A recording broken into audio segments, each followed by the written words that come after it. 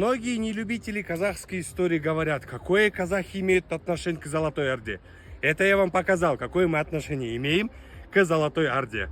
И некоторые умники задаются вопросом: скифы, саки, так кто они для вас? Какое вы отношение имеете к ним? Уважаемые друзья, нахожусь в Алматинской области, где нашли золотого человека со времен скифов. Его статуя, потому что его нашли именно здесь. Уважаемые друзья, как вы думаете, здесь везде горы? Этот человек пришел сюда просто погостить или был туристом? Нет. Они, саки, здесь жили, здесь обитали. Всегда они были здесь. Из-за того, что его здесь нашли, поставили вот такой памятник для него. Не то, что памятник, статую для него. Сейчас многие умники скажут: ты все выдумал, никакого золотого человека там не было, ты все придумываешь и так далее. Умники, смотрите, вот его гробница. Духу хватит зайти? Думаю, нет, у меня тоже. Вот смотрите, его нашли именно здесь.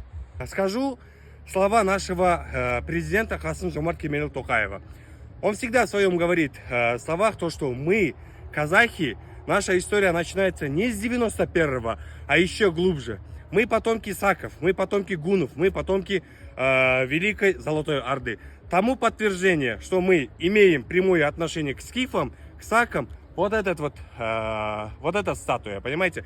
Касым-Жомарт Токаев даже говорит в своих словах, то, что мы, казахи, должны развивать свою историю, чтобы превратить наш Казахстан в центр туризма. Потому что у нас очень-очень много исторических мест.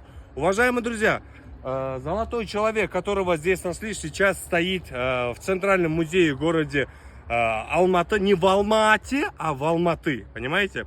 Уважаемые друзья, так что давайте хорош, пожалуйста, истреблять казахскую историю. Я понимаю, во время Советского Союза было многое написано неправильно за казахскую историю, то, что мы не относимся к ни Золотой Орде, ни к скифам, никому. Просто казахов якобы создал Ленин, понимаете? Но тому подтверждение, то, что это все вранье, вот эта статуя.